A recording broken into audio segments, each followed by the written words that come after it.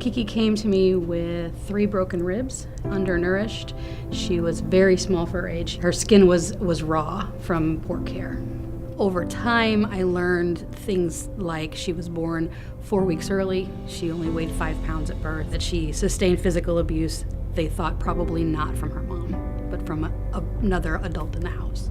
You had to be very careful of how fast you picked her up. If you went too fast, she would startle and cry. She's always been there for me, even through my worst times, through grade school and middle school. Middle school was a lot harder for Kiki. In middle school, you're expected to sit, you're expected to stand and walk in line, you're expected to pretty much do what the teachers tell you to do and don't ask questions.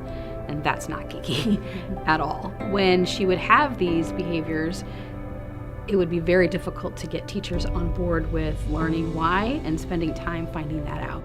The neurosequential model of therapeutics is a trauma-informed, developmentally sensitive approach to working with children with complex trauma histories. It is not a standalone technique or intervention, but more of a tool that would support the clinical problem-solving process. We've been able to use that visual and show parents, teachers, court officials, caseworkers, this is where this child is. And a lot of times it's been like an aha moment, like, this is what we needed to know. We needed to see and know where to start. If you want a kid to listen to you when something's going on, I feel like they need to understand where that kid is coming from, because every kid is different. Children are learning at all times, so they are learning from the experiences they have, both in their environment and from the relationships that they have. They learn if they can control their environment, that they can expect their needs to be taken care of, that people are generally good and safe and will help them. For kids that have a trauma history like Kiki's, those messages very early on were completely different.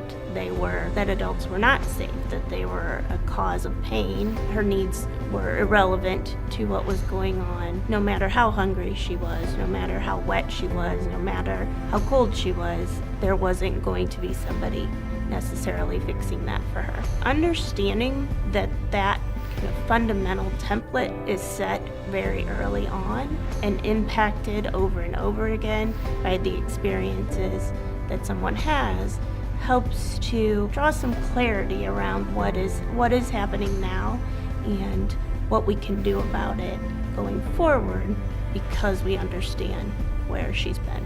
One of the key goals of the Developmental Trauma Center is not only to provide assessment or specific therapeutic intervention for each child and family, but really to expand to that family's community.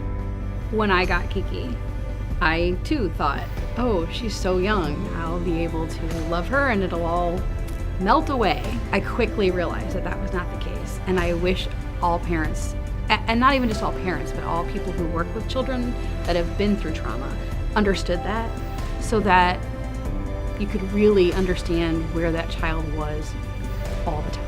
The foundation of when she was young and as an infant not having her needs met continues to this day to form the reactions that she has. The fact that we were able to connect with such good, solid foundation and information gave us not only tools of what to do, but understanding her gives us hope for every day in her whole future.